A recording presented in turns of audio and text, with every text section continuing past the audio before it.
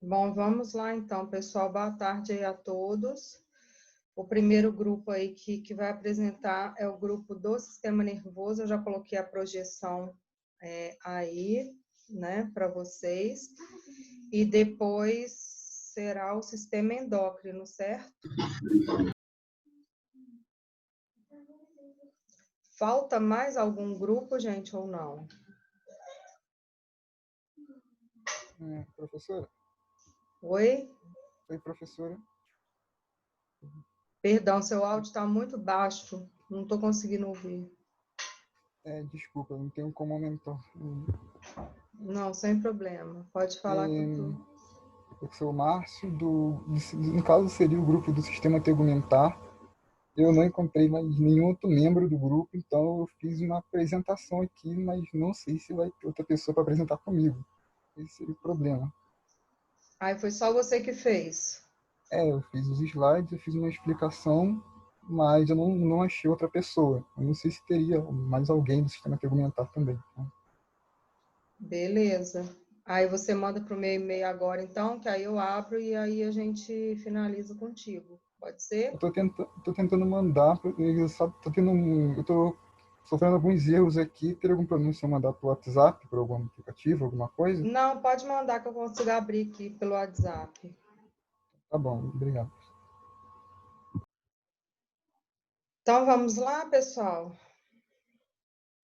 Grupo do sistema nervoso primeiro, por favor. Abram suas câmeras. Boa apresentação. Boa tarde. Nosso grupo ele é composto pelas alunas Beatriz, Jennifer, Laura e Bárbara. A gente vai falar sobre introdução do sistema nervoso. Por se tratar de um sistema complexo, né, a gente vai falar só sobre a introdução. Ele é um dos sistemas mais importantes e ele é relacionado com a... Pode passar o slide, tá, professora? Ah, sim, vai me dando esse start aí, tá? Vocês não vão abrir as câmeras, não, gente? Não vou ver vocês, não, a gente só vai ficar ouvindo. Eu vou abrir a minha aqui. Isso. Dá para ver? Ok. Ele é um sistema que relaciona a compreensão e a percepção. Ele tem a função de controlar todas as atividades físicas, sendo formado por bilhões de células nervosas, que são os nervos. Ele é responsável por dar a resposta aos estímulos internos e do ambiente que nos rodeia, ou seja, obter informações internas e externas do corpo. Pode passar. A sua divisão anatômica, esse dado do sistema nervoso central é dividido em sistema nervoso central e sistema nervoso periférico, como a gente pode ver na imagem aí, acho que está bem visível para entender mais ou menos como é. O sistema nervoso central é localizado na cavidade craniana e no canal vertebral, que fica na coluna vertebral. O sistema nervoso periférico são fibras nervosas que agrupam-se em feixes, dando origem aos nervos. Os nervos fazem a união do sistema nervoso central com os órgãos periféricos.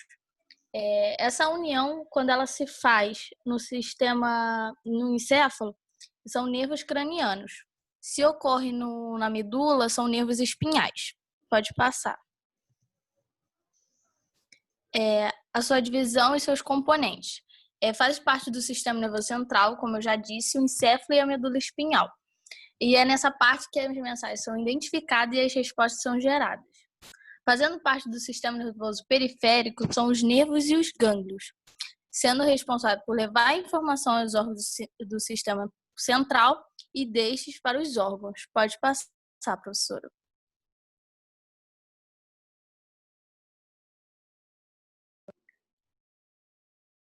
Boa tarde. Eu vou falar sobre o sistema nervoso central. Ele é formado pelo encéfalo e medula espinhal. Pode passar, professora, que eu vou explicar a imagem. O encéfalo é formado por bilhões de neurônios e pode ser dividido em cérebro, telencéfalo, diencéfalo, mesencéfalo, cerebelo, ponte e bulbo.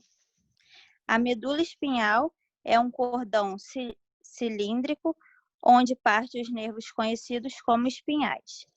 Tanto o encéfalo quanto a medula espinhal são envolvidos por 3 membranas chamadas de meninges. E o principal papel dela é fornecer proteção ao sistema nervoso central. Pode passar, professora.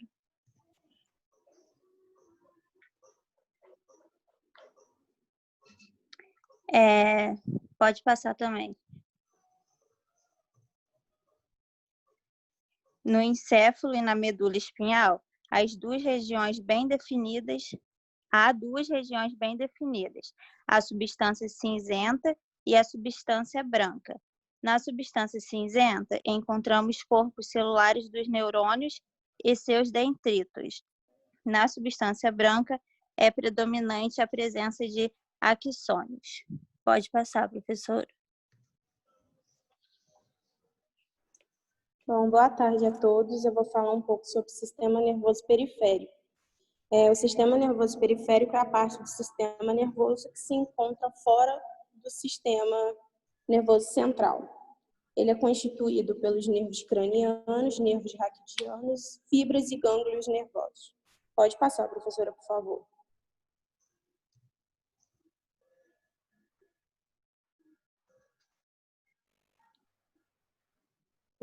Bom, ele é formado por 12 pares de nervos cranianos e 31 pares de nervos espinhais. Os nervos cranianos estão ligados aos encéfalos e os nervos espinhais estão ligados à medula espinhal.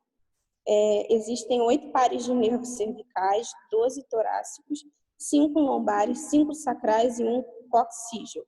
Pode passar, professora, por favor. Bom, o sistema nervoso periférico ele pode ser dividido em voluntário e autônomo.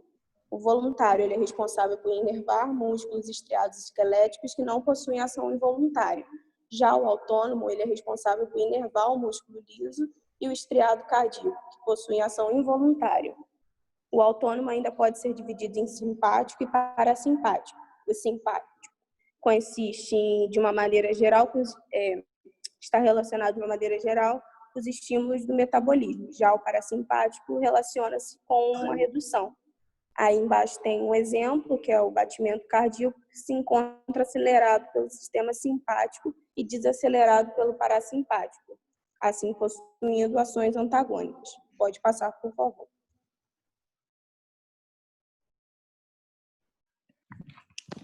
Bom, primeiramente, boa tarde para todo mundo. Eu vou falar um pouco sobre os neurônios e as neuroglias, que são as células do sistema nervoso.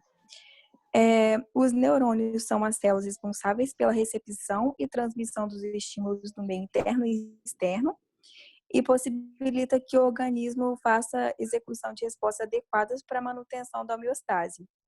Os neurônios são considerados a unidade básica do sistema nervoso, são verdadeiras células condutoras do tecido nervoso que são responsáveis pela recepção e pela transmissão de impulsos nervosos em forma de sinais elétricos. E os neurônios, quando são destruídos, eles não são mais repostos. Os neurônios têm como estrutura básica o corpo celular, ou pericárdio, que contém o núcleo, o citoplasma e o citoesqueleto. O neurônio ele também é composto pelos dendritos, que são projeções pequenas e semelhantes a galhos, e realizam as conexões com outras células, e permite que os neurônios se comuniquem com outras células também, ou percebam o ambiente ao seu redor. E eles podem se localizar em uma ou duas terminações da célula. O axônio é um prolongamento longo e semelhante a um cabo, que transporta a mensagem eletroquímica, no caso, os impulsos nervosos e potencial de ação pela extensão da célula. O telodendro é uma ramificação terminal do axônio, que comunica com outros neurônios ou outros tipos efetores, como células musculares e glandulares. O nódulo de Ranvier é um espaçamento isento da bainha de Merina no axônio, e esse espaçamento permite um impulso nervoso mais rápido. Pode passar o slide, professora, que eu vou mostrar na imagem. Aí nessa imagem mostra aí o neurônio, os dendritos, o axônio, dá para ver mais ou menos como eles são. Vou falar agora sobre as neuglias. que são células não neurais que fazem parte do sistema nervoso, ou seja, ela tem um papel importante para os neurônios. E os principais tipos de células dessa natureza são os astrócitos, oligodendrócitos, a micróglia e a célula de Schwann. Eu não sei se é assim que se fala, professor. Schwann. Eu não sei direito como é que se fala. Tem gente que fala Schwann e tem gente que fala Schwann. Aí, as duas maneiras estão corretas. É isso, então. As neuroglias, elas possuem diversas funções, como a fagocitose de resíduos. Perdão, desculpa. Nada, não. Apertei sem querer.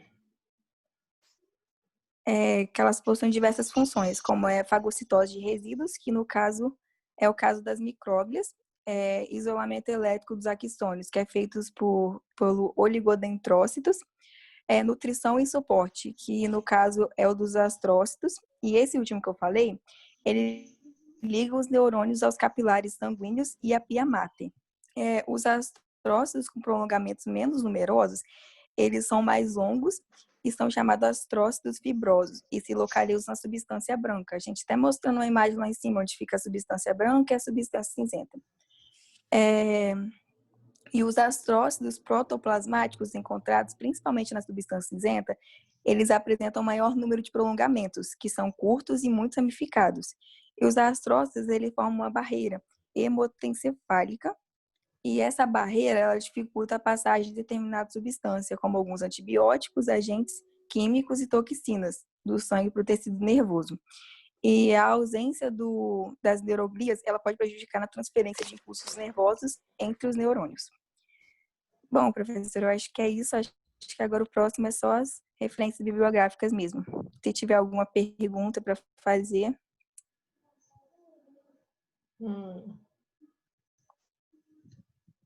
Tá. E aí, pessoal, alguma pergunta?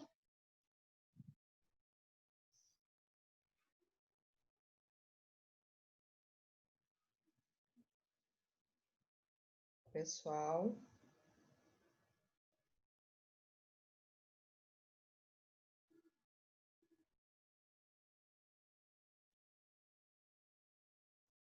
Gente, vocês estão aí ouvindo? Não tem nenhuma pergunta não, professora. Eu também não, professora. Olha só, parabéns aí ao grupo. Vocês colocaram aí de uma forma bem resumida, né? A questão do sistema nervoso, mas vocês subdividiram anatomicamente, né? Sistema nervoso central e periférico. Eu só queria fazer algumas considerações. Tá? Toda vez que vocês colocarem imagem, explorem a imagem. Né? Igual aqui, vocês colocaram a imagem, aí passa. Tá? Então, assim, explora a imagem, mostra, ó, nessa imagem a gente tem, né, o cérebro, que é formado pelo telencéfalo e diencéfalo, né, que é essa parte mediana aqui, que seria o diencéfalo, aqui seria o cérebro, o telencéfalo, perdão. Os dois em conjunto formam o cérebro. Aí, posteriormente, a gente tem o cerebelo e, anteriormente, o tronco encefálico. O tronco encefálico, ele se continua com a medula espinhal, que é o único órgão, né, que não faz parte aí de cabeça óssea, que não está dentro de cabeça óssea. Né? Isso daí o grupo deixou aí bem claro.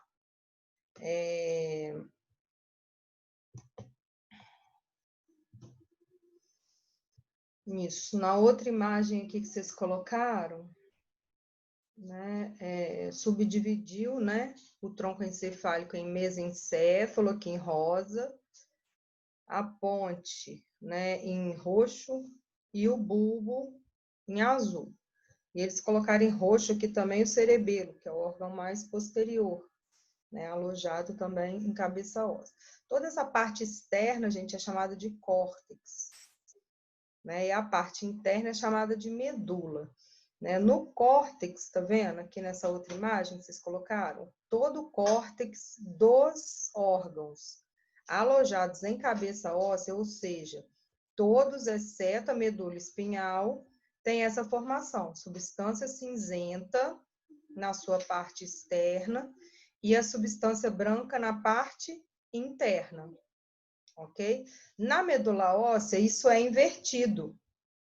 A substância branca, ela se encontra na periferia, ou seja, na parte externa, e a substância cinzenta encontra-se na parte interna. Tá? A gente vai ver isso aí mais à frente, ok? E aí vocês colocaram sobre o sistema nervoso periférico, né? Falaram dos pares de nervos cranianos e nervos espinhais. Ótimo. Colocaram os esqueminhas, muito bom. Falaram do sistema simpático e parasimpático, né? E essa subdivisão aí deles, né? E a questão da divisão em voluntário e autônomo, né? E aí o autônomo que se subdivide em simpático e parasimpático. Colocaram um exemplo, gostei disso. Colocaram toda a estrutura, né? A estrutura histológica, né, dos neurônios, que são as unidades celulares aí presentes no sistema nervoso central, né? E falaram de cada partezinha. E aí, olha só, nessa imagem, vocês colocaram um neurônio que é mielínico, né? Então, vocês colocaram a bainha de mielina aqui. Vocês saberiam me dizer, vocês do grupo, ou algum outro aluno aí que esteja assistindo, qual que é a função dessa bainha de mielina? Porque a gente tem neurônios que são amielínicos, ou seja, não possuem bainha de mielina. E aí, para que ela serve?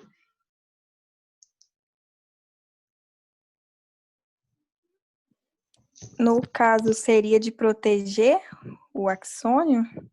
Também. E acelera a condução do impulso? Isso, Patrick, acelera a condução do impulso, né? Então, além de proteger o axônio, ele vai acelerar a propagação desse impulso nervoso, que são os chamados impulsos saltatórios, né? Ele não tem que percorrer de forma lenta, ele vai passando daqui para cá, daqui para cá, daqui para cá, e assim por diante. Né?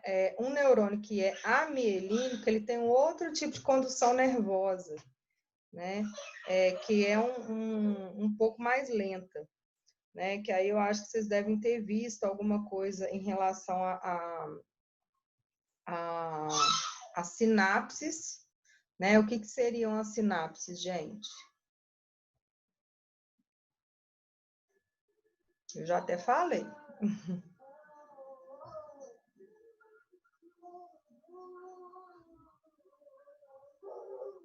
A sinapse é a condução desses impulsos nervosos e a transferência para outros neurônios, né? Até chegar aonde? No órgão efetor, seja ele um músculo, um órgão, né? A fim de executar uma determinada função. E aí a gente tem dois tipos de sinapses, né? As sinapses elétricas e as sinapses químicas. As sinapses químicas, elas acontecem na maioria aqui dos neurônios mielínicos, né? E elas acontecem via neurotransmissores. Já as sinapses elétricas, né, elas acontecem em menor escala, elas são mais lentas e, pelo próprio nome, né, a gente consegue entender que elas acontecem, né, de uma forma diferente. Né? Existe uma polarização e despolarização no axônio para que esse impulso nervoso possa ser o quê? Conduzido.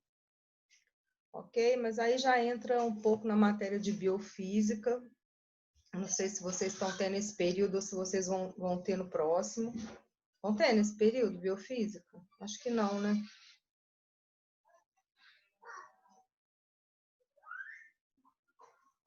Não, professora. Não, que bom que alguém me respondeu. Ô, gente. É isso aí. Ok, parabéns aí ao grupo. Vamos para o próximo, se ninguém tiver nenhuma dúvida. É uma introdução mesmo. Sistema nervoso a gente vai estudar no próximo, tá? É isso que eu ia falar, professora. A gente ficou com medo de começar muito profundamente o trabalho e começar a ir para outro lado e confundir um pouco, né? Não, com certeza. Desculpa, atendeu aí as expectativas, porque assim, vocês viram que tem muita coisa de sistema nervoso, né? É muita coisa, muita informação. Mas tendo essa base agora, esse período, né, no próximo a gente vai entrar a fundo nos órgãos. E aí sim, a gente vai estudar os detalhes aí do nosso sistema nervoso.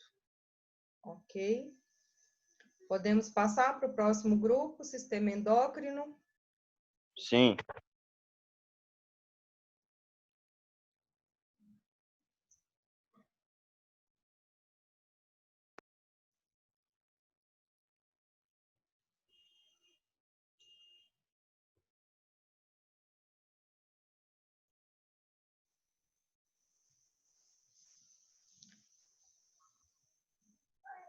Tá. Espera aí que eu estou projetando aqui. Ô, Márcio, o link que você me mandou não está abrindo, tá? Só para te dar uma posição aí.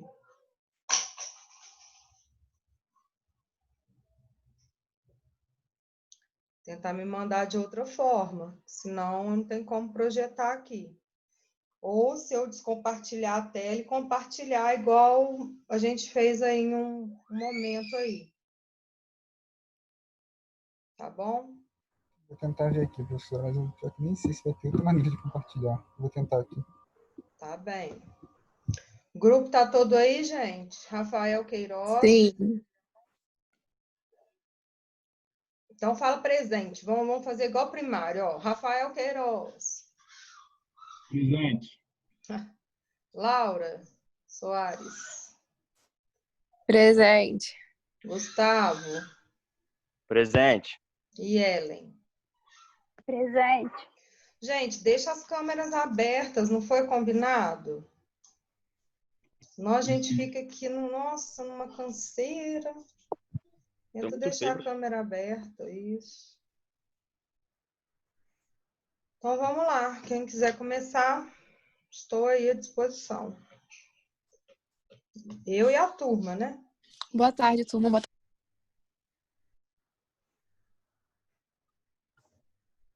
Ixi, Laura, seu áudio falhou. Sobre sistema endócrino. Pode passar, professora. Vê se agora tá melhor. Agora foi. O grupo é composto por mim, Laura, Ellen, Gustavo e Rafael. Pode passar, professora. Eu vou falar um pouco sobre o sistema endócrino. O sistema endócrino é um conjunto de glândulas responsáveis pela produção dos hormônios que são lançados no sangue e percorrem o corpo até chegar aos órgãos-alvos, sobre os quais atuam. Junto com o sistema nervoso, o sistema endócrino coordena todas as funções do nosso corpo. O hipotálamo, um grupo de células nervosas localizada na base do encéfalo, faz a integração entre esses dois sistemas. Pode passar, professora.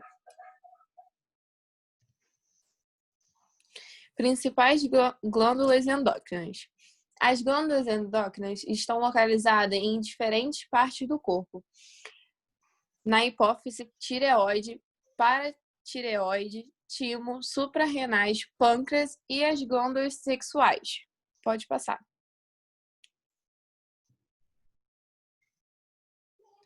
Eu vou falar um pouco sobre a hipófise. A hipófise está localizada no centro da cabeça, logo abaixo do cérebro, igual dá para ver na imagem. Produz diversos hormônios, entre eles o hormônio do crescimento. É considerada a glândula mestre do nosso corpo, pois estimula o funcionamento das glândulas como a tireoide e as glândulas sexuais. O excesso da produção desse hormônio causa um gigantismo, crescimento exagerado, e a falta provoca o nanismo.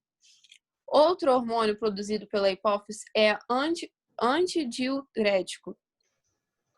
substância que permite ao corpo economizar água na excreção, formação da urina.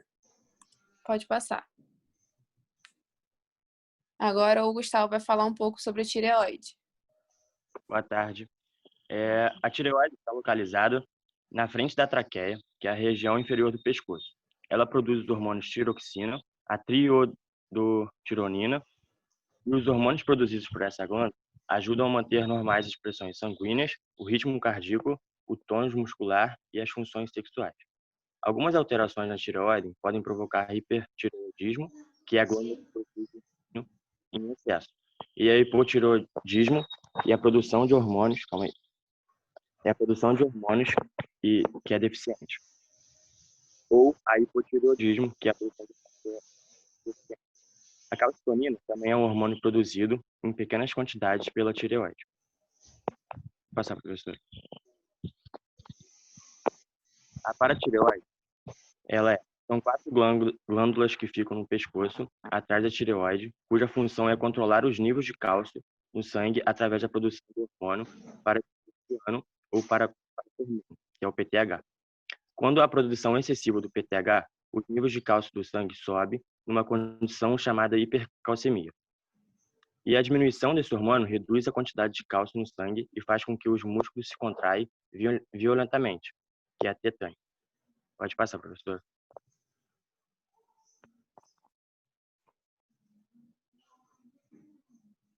Boa tarde a todos. Então, eu vou falar agora um pouco sobre o timo. O timo está situado entre os pulmões, produz um hormônio que atua na defesa do organismo do recém-nascido contra infecções. Nessa fase, ele apresenta um volume acentuado, crescendo, normalmente até a adolescência. Quando começa a atrofiar, na idade adulta, diminui de tamanho, pois tem suas funções reduzidas. E suas funções é a maturação dos linfócitos T, e quando existe poucos linfócitos nos organismos, os organismos aumentam. Professor, desculpa.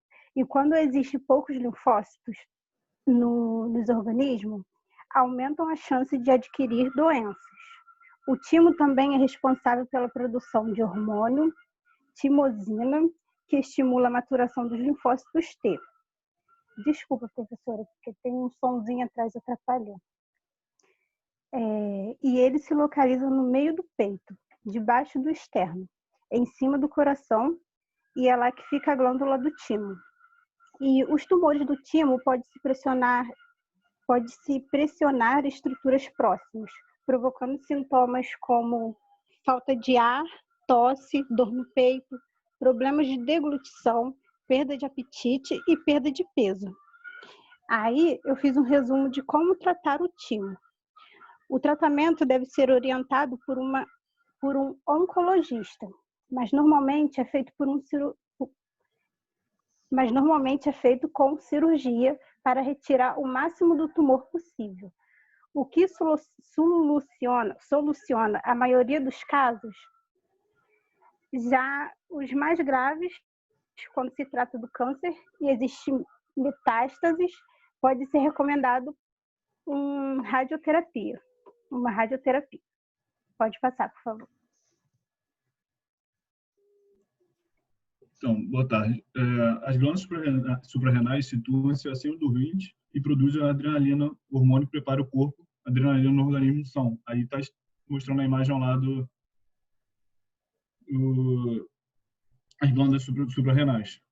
Taquicardia, o coração dispara e impulsiona mais o sangue para as pernas e os braços, aumentando a capacidade de correr ou de exaltar em situações tensas. Aumento da frequência respiratória e da taxa de glicose no sangue, liberando mais energia para as células. Contração dos vasos sanguíneos da pele, de modo que o organismo envia mais sangue para os músculos esqueléticos e, por isso, ficamos pálidos de susto. E também gelados de medo.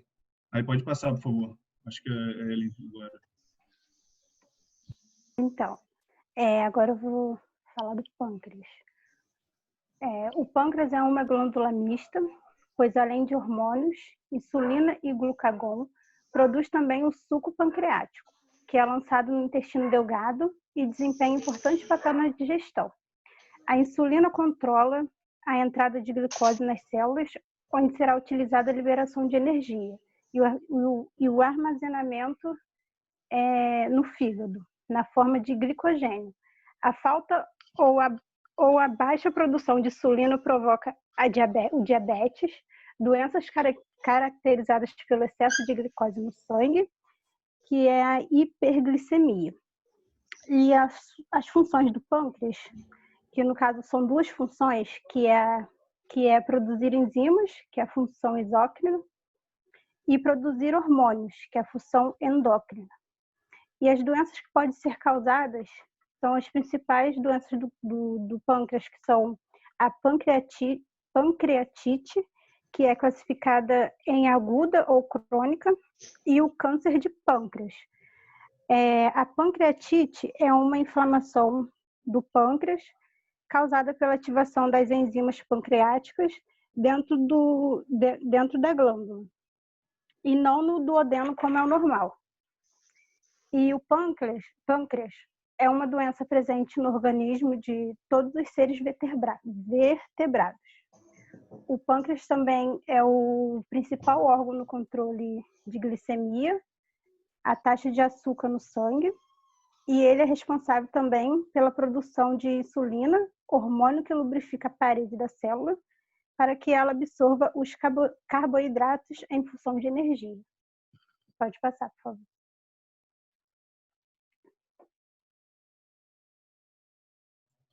Então, as glândulas sexuais são os ovários testículos, né, que fazem parte do sistema reprodutor feminino e masculino, e os ovários e testículos são estimulados por hormônios produzidos pela hipófise. Assim, enquanto os ovários produzem o estrogênio e progesterona, os testículos produzem diversos hormônios, entre eles a testosterona, responsável pelo aparecimento das características sexuais secundárias masculinas. A barba, a voz grave, ombros, volumosos, e entre outros são exemplos desses. Pode passar, professor, por favor. É basicamente isso. Essas foram as referências de onde a gente tirou. E é isso, finalizou.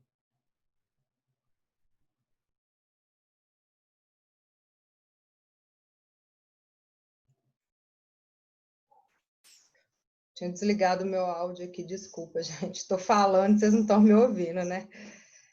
Parabéns aí ao grupo. Vocês conseguiram também trazer as principais glândulas endócrinas, né? E as imagens, e de uma forma bem simples, né? Porque o sistema endócrino ele é bem complexo, né? Nesses disparos aí de hormônios. E eu achei que vocês conseguiram aí abordar o tema de uma forma bem legal. Alguém tem alguma pergunta, gente? Ó, aqui só mostrando a hipófise, tá vendo? Ó. A hipófise, ela se encontra aqui na região final aqui do hipotálamo, né? Que é que pertence, né, ao diencéfalo, que é um órgão que a gente vai estudar no próximo período. E ela é bem importante. Eu achei legal que vocês foram associando, né, excesso na produção do hormônio, o que vai causar, né, o gigantismo e o nanismo. Né, falaram do hormônio antidiurético, ADH, que é bem importante aí, né, para o nosso organismo. Falaram da glândula tireoide, né, a gente viu lá em sistema respiratório, né, as cartilagens da laringe, né, uma delas é a cartilagem tireoide, e a glândula tireoide, ela vai se encontrar aqui, ó, mais abaixo, né, em forma de H aqui, a essa cartilagem, ok? E a paratireoide que vai se encontrar no interior, tá vendo? São glândulas pequenininhas, em número de 4, né? E que vão se encontrar nessa região interna aqui da tireoide, da glândula tireoide, né? Aí tem os hormônios, né? O PTH, que é o paratormônio, ou paratireoideano, hormônio paratireoideano, né? Então, essa tetania, gente, é uma contração assim tão forte, gerada na musculatura estriada esquelética, que você não consegue fazer o movimento contrário, tá? Tem que tomar medicação para alívio dessa tetania, para paralisação da contração muscular. Né? Aí é claro que dependendo da causa, né, gente? Por exemplo, uma das situações, né, que geram essa tetania seriam algumas doenças neurológicas, né, que vão afetar lá a bainha de mielina e também a transmissão do impulso nervoso, né? Então, elas podem provocar e reduzir esse hormônio e reduzir a quantidade de cálcio no sangue e gerar essa tetania, que pode ser tratada com... Ai, meu Deus. Deixa eu lembrar aqui. Injeções de... Ah, esqueci o nome agora, meu Deus, fugiu. Nossa, que é aplicado para diminuir sinais de expressão, gente. Ai, ninguém Botox? lembra. Botox, isso. Toxina botulínica. Obrigada. Ai, cruz credo, fugiu aqui. Né? Então, a toxina botulínica, ela não é só utilizada, né, com fins estéticos. Ela também é utilizada para fins de tratamento, tá? Falaram aí do timo, né? Ô, gente, olha só, o timo, né, é uma glândula, e quem apresentou até falou em relação à questão da importância, né, na infância, né, no recém-nascido na infância, e que na adolescência ele vai sendo hipotrofiado, né, vai se atrofiando e vai havendo um depósito de tecido adiposo aí ao redor, né, de gordura e tudo mais. Mas assim, não é 100% da função dele é perdida, não, tá, gente? Ele continua executando as suas funções, né, de produção de linfócitos T, amadurecimento desses linfócitos T e tudo mais. Mas, assim, outros órgãos acabam suprindo, né, essa função primária dele, tá? Por exemplo, a medula óssea, ok? Tanto que aqui, olha, eles colocaram que na idade adulta diminui de tamanho, pois tem suas funções reduzidas. Função reduzida não quer dizer que a função está inacabada, né, gente? Ela somente vai estar reduzida. Aí falaram aí das glândulas suprarrenais, né, e das questões aí relacionadas, né, com aumento e diminuição de adrenalina, né,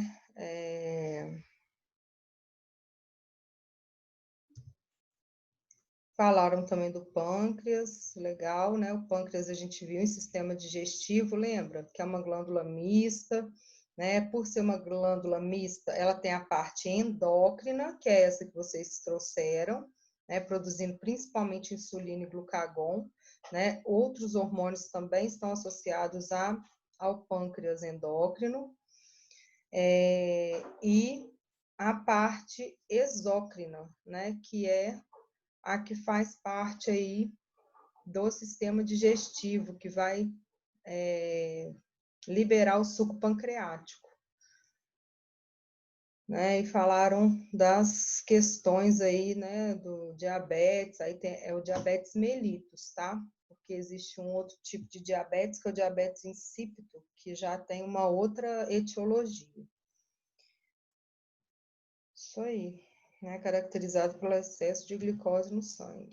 Aí falaram das glândulas sexuais, né, que é até uma complementação, né, do sistema genital feminino e masculino, que foram apresentadas semana passada, onde nós temos os ovários, né, e os testículos. né, no homem, os ovários na mulher e os testículos no homem, produzindo os hormônios sexuais femininos e masculinos. Nos ovários, quem? Estrogênio e progesterona, e nos testículos a testosterona, ativados por onde? Pela hipófise. Aí, olha só, lembra lá, ó. Lembra lá da hipófise. Então, olha só, se a gente tiver, eu tô falando, tô dando uma pincelada em tudo, por quê? Se a gente tiver qualquer tipo, né, de baixa ou de queda na produção de um hormônio, automaticamente vai afetar o quê? A produção de outros hormônios, né? Então, isso é bem interessante aí da gente estar fazendo associações clínicas. Ok? Muito bem, parabéns aí ao grupo. Obrigada, Rafael e Gustavo, que deixaram as câmeras abertas. Gostei muito do seminário de vocês. Vamos lá, então. Alguma pergunta, gente? Fechou a câmera? Não? Ninguém tem pergunta? Eu não tenho não, professora. Também não, professora. Está tudo claro. Olha, hoje vocês estão muito desanimados, hein? Professora, Fale. eu vou ter que dar uma saída agora porque eu tenho fisioterapia e eu não posso deixar de ir. Tudo bem. Boa fisioterapia. Obrigada, professora. Vamos lá, Márcio. O Márcio Corajoso pegou um tema sozinho. Veja bem. Vai falar sobre... Como eu ia fazer sozinho, como eu fiz sozinho, então eu tentei fazer uma maneira mais objetiva possível e, desculpa, professora, mas a câmera do meu computador está ruim, vai ficar tela azul se eu abrir. Então Sem não vai problema. adiantar nada. Então, esse seria o meu tema, que é o sistema tegumentar. Fiquei bem triste em pegar isso, na verdade, mas cheguei atrasado para pedir de outros grupos. E, enfim, eu vou dar basicamente uma resumida geral e, ao mesmo tempo, ser o mais objetivo possível. E, então, vamos lá, não tem muito o que falar. Primeiramente, a introdução do sistema, que é o sistema tegumentar, é o conjunto de estruturas que formam o revestimento dos seres vivos. No nosso caso, seria a nossa pele e os anexos da nossa pele, que são o cabelo, as unhas e algumas glândulas que ficam na pele também. A pele é formada por certos tipos de camadas. A superficial, conhecida como epiderme, formada pelo tecido epitelial, camadas mais profundas, chamadas de derme, constituída essencialmente pelo tecido conjuntivo. Também temos a hipoderme, mas é uma camada mais composta por gorduras e fica abaixo da derme. Mais para frente, em alguns outros slides, eu falo mais sobre elas. A função da pele, como objeto principal, né, o revestimento, que ela reveste o nosso corpo, fazendo com que diferencie o que está dentro do nosso corpo para o que está fora. E também é o maior órgão do corpo humano, basicamente reveste 99% do corpo. E por conta desse revestimento, ela também serve como proteção para várias coisas, como uma proteção imunológica, uma proteção para evitar que o nosso corpo perca água de forma exponencial por meio externo do corpo. Também ela nos protege contra lesões e choques ou ataques físicos, por assim dizer, e também contra a radiação solar. Contra a radiação solar em geral. Também é um regulador térmico, como suor, quando a gente sua pra caramba, e também os vasos sanguíneos ficam mais internos, como está muito frio, fazendo com que evite a gente perder calor para o meio, por isso nossa pele fica muito gelada. Também serve como sensação, como estímulo dos sentidos, tatos, por aí vai indo, e como síntese de vitamina D, porque na pele, quando a gente absorve a energia solar, também absorve a vitamina D, que aumenta a reabsorção de cálcio no intestino, então é bom para os ossos, e blá, blá, blá, aquela conversinha de vitamina D que todo mundo já conhece muito bem. Mas você pode passar, professor, por favor. aqui é um panorama mais estrutural sobre a nossa pele, aqui dando as 3 camadas, né? Aí temos a epiderme, que é composta por 5 subcamadas, que eu vou falar mais para frente, nossos pelos, nossos vasos sanguíneos, a derme, que é composta por 2 subcamadas, que eu também vou falar mais para frente, as glândulas, e também, basicamente é isso. E a hipoderme também, não posso esquecer, por mais que o custo de gordura é muito importante. Conforme o tempo eu vou falar um pouco mais sobre isso. Mas antes, depois eu falo sobre isso. Professora, só pode pular. Pode passar? Por favor. Sim. Sobre a epiderme, é a camada mais superficial da pele, composta pelo tecido epitelial pavimentoso, estratificado e queratinizado, que é responsável por fazer os queranócitos e tudo mais.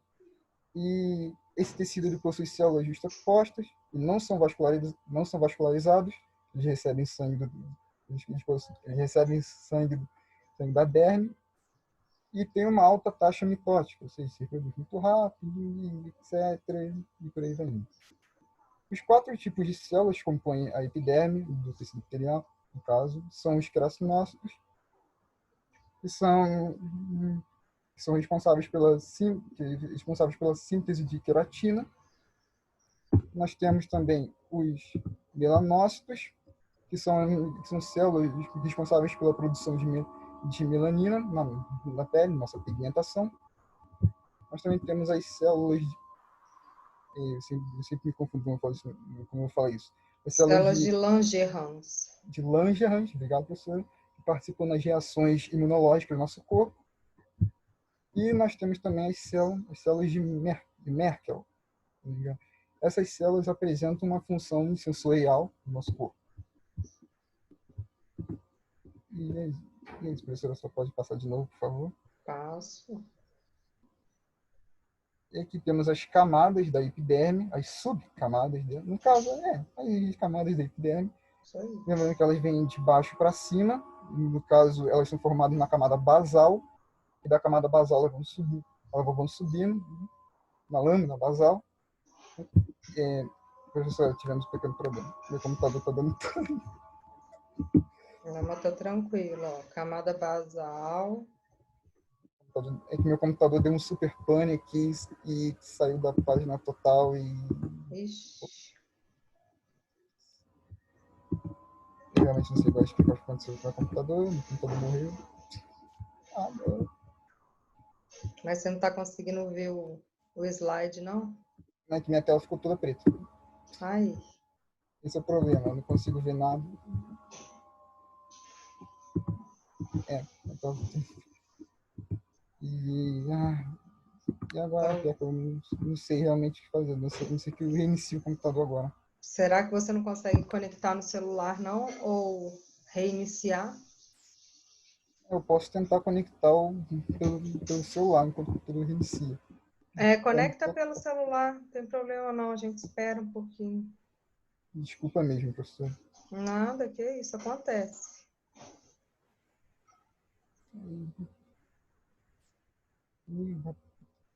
Enquanto isso, vocês vão ver nas células aqui, ó, que ele está mostrando, ó, a camada basal, sempre de baixo para cima, ó.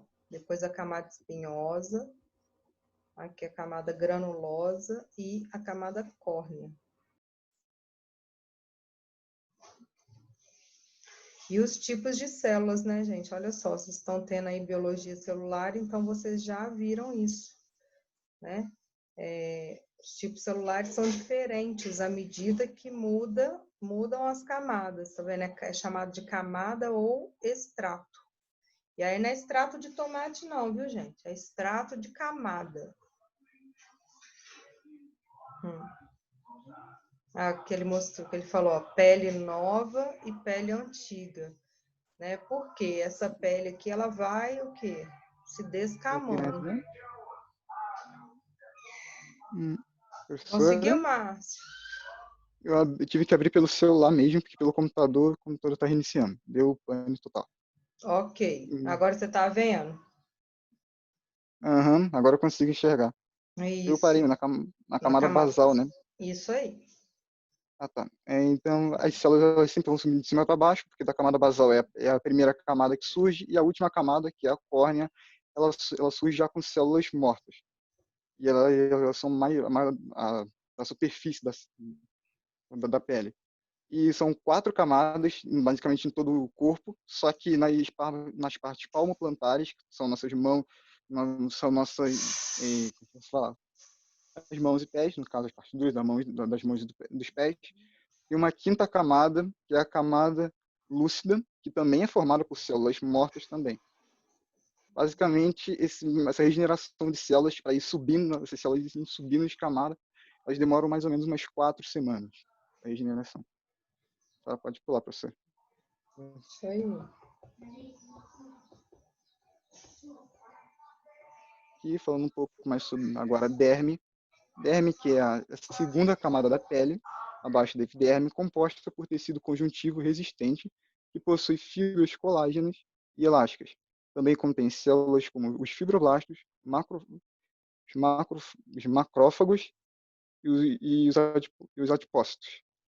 Dividida em 2 camadas, em 2 subcamadas, uma mais superficial, que é a papilar, formada de papilas de tecido conjuntivo frouxo, ricas em fibras colágenas e elásticas, e contém o complexo subpapilar. E embaixo dela, que ela é uma camada mais fina também. Ela não é tão grande quanto a camada reticular, que é a próxima, que é composta por fibras colágenas e elásticas também, só que espessas, que garante a resistência e a elasticidade. Possui também receptores de sensibilidade, que são os corpúsculos de Meissner. corpúsculos Meissner, sempre Sem problema, não. sempre que são responsáveis pela percepção de calor, ou seja, o tato, etc. Ruffini, agora que meu celular está querendo travar também, hoje não está certo. Ruffini, que executam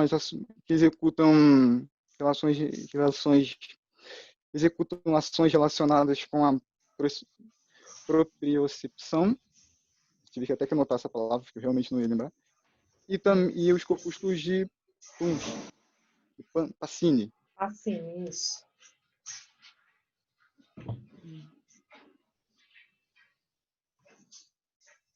O negócio travou aqui, tudo bem. Desculpa, professor, eu até inverti. No caso, eles que são relacionados com a propriocepção e os de Ruffini.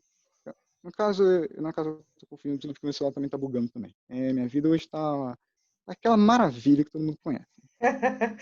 Tem dia que tem que dormir e acordar de novo, meu filho. Exatamente. Meu computador ainda está reiniciando aqui, ainda também está abrindo PowerPoint ainda. E as terminações nervosas livres. A senhora pode pular, professora. Tá. Aqui temos umas imagens para explicar um pouquinho melhor o que eu acabei de falar. Isso, no caso da derme, no caso é a camada papilar e a camada reticular. A camada papilar um pouquinho menor. E na segunda imagem a gente pode ver as fibras que pertencem a elas, assim como ele não está aí, mas também como os vasos sanguíneos que também pertencem a elas também. Aí a senhora pode abaixar de novo, professora. E agora, por fim, os anexos, também chamados de anexos cutâneos. Os anexos da pele são estruturas que auxiliam diversas funções da pele. São, como eu falei antes, os pelos, glândulas, unhas, por assim vai indo. Os pelos auxiliam principalmente na função de proteção e percepção a um leve toque. Eles também são responsáveis também por evitar que a gente perca calor para o meio quando cutículas de água se prendem a eles. Também, por exemplo.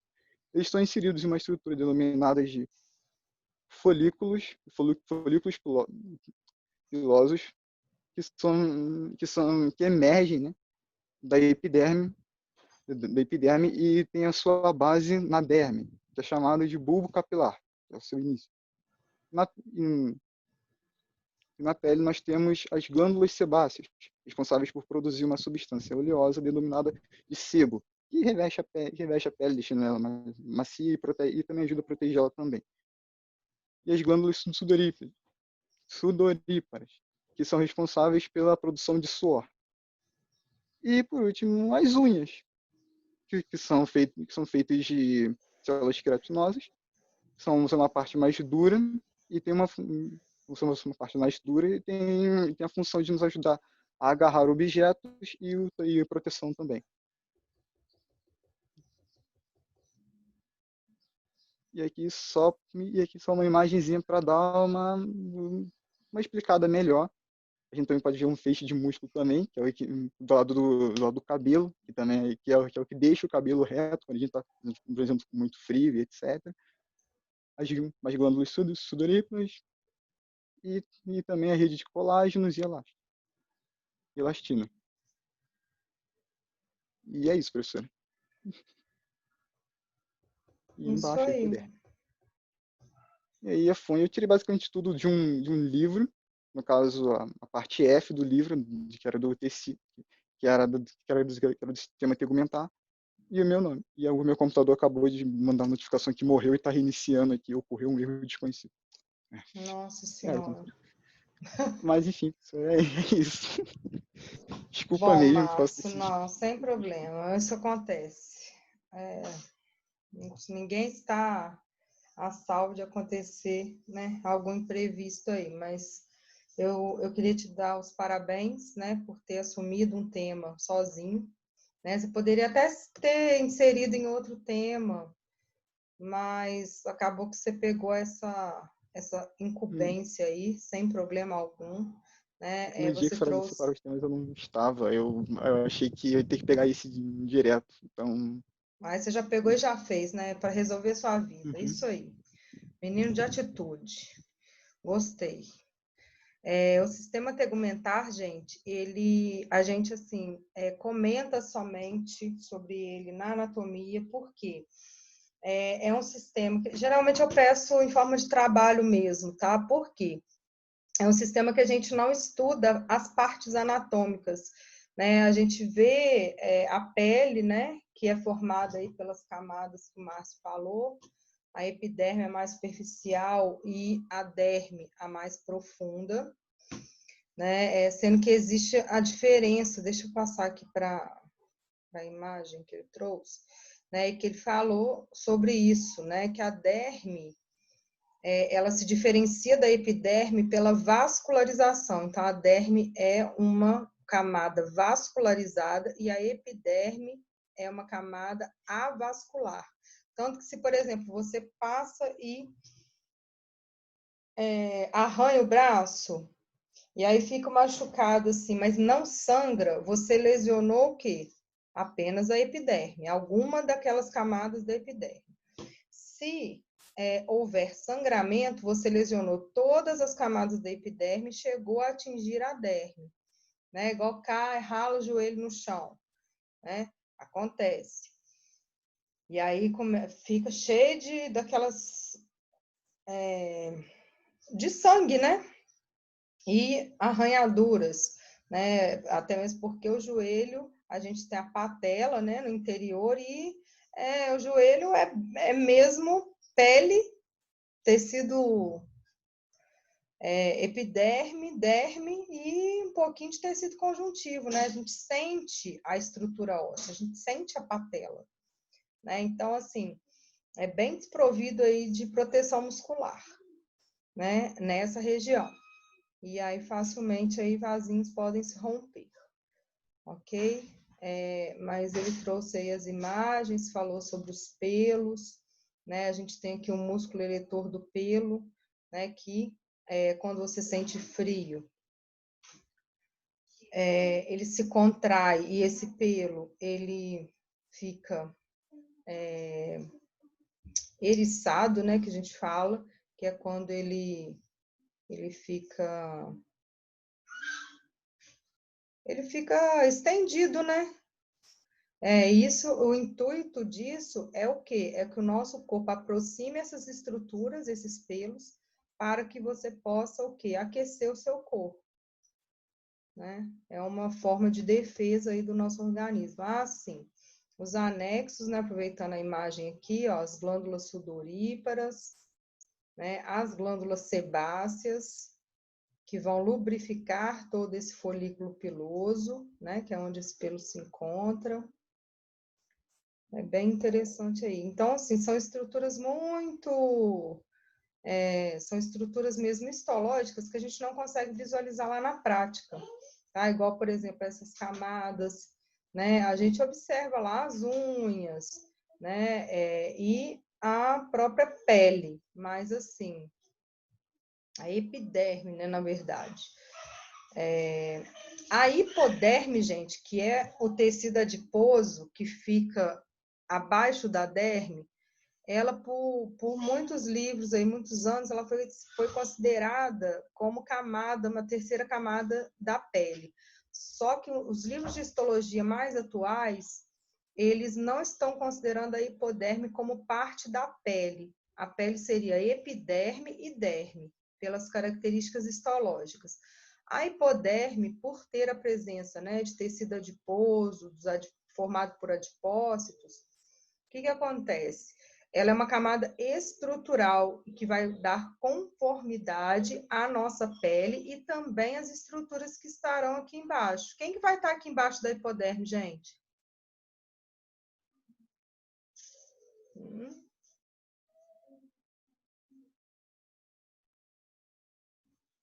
Quem está abaixo da hipoderme, gente?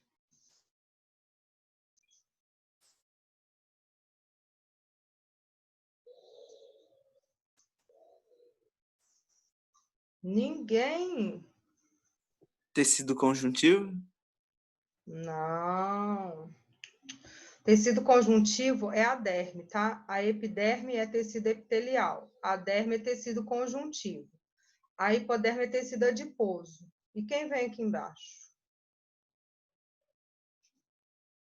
A gente estudou esse período. Músculo, gente. A musculatura. Músculo estriado esquelético. E aí depois vem as articulações e abaixo os ossos. Ok? Então aqui embaixo, ó, a gente tem músculo.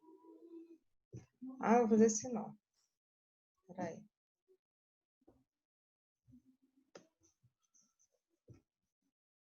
Ó, a gente tem a musculatura aqui, certo? E depois a gente tem as nossas articulações e os ossos. Nossa, que osso horroroso. Mas deu para entender, né? A disposição aqui em camadas. Que foi aí o alvo do nosso estudo esse semestre. Ok? Aí ele falou sobre os anexos da pele, né? E aí eu já até mostrei lá de novo na imagem. Não esquecendo das unhas, né? Que também são anexos, né? Que se localizam em mãos e pés.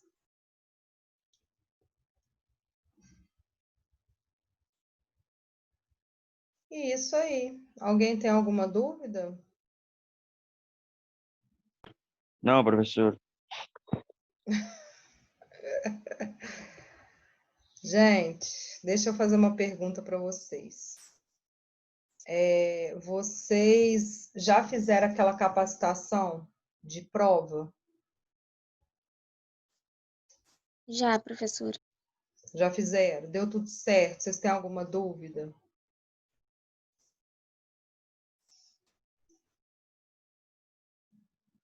Foi tudo tranquilo no dia que vocês fizeram? Foi sim. Foi?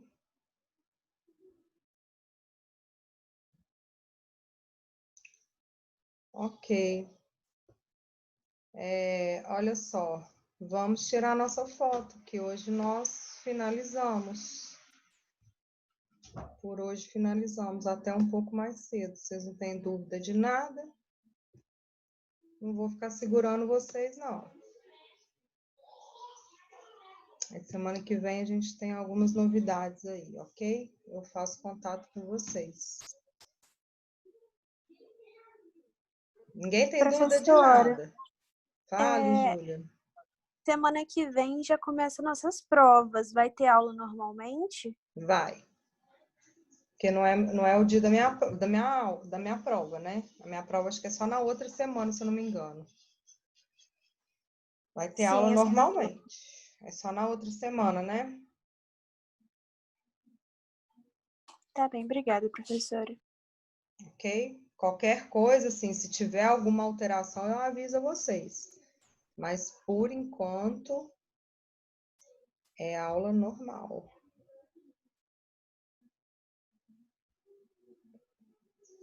Opa!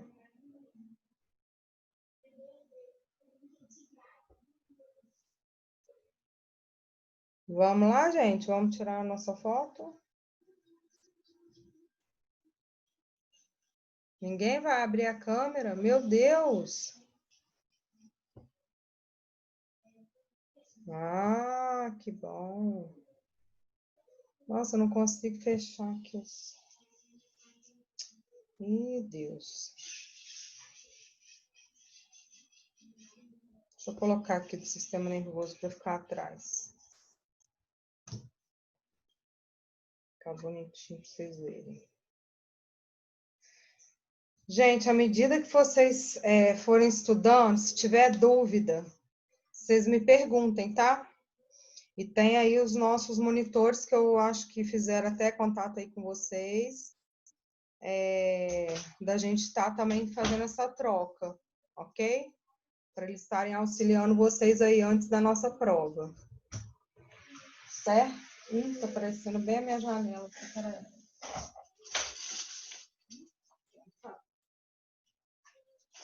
Fechar aqui.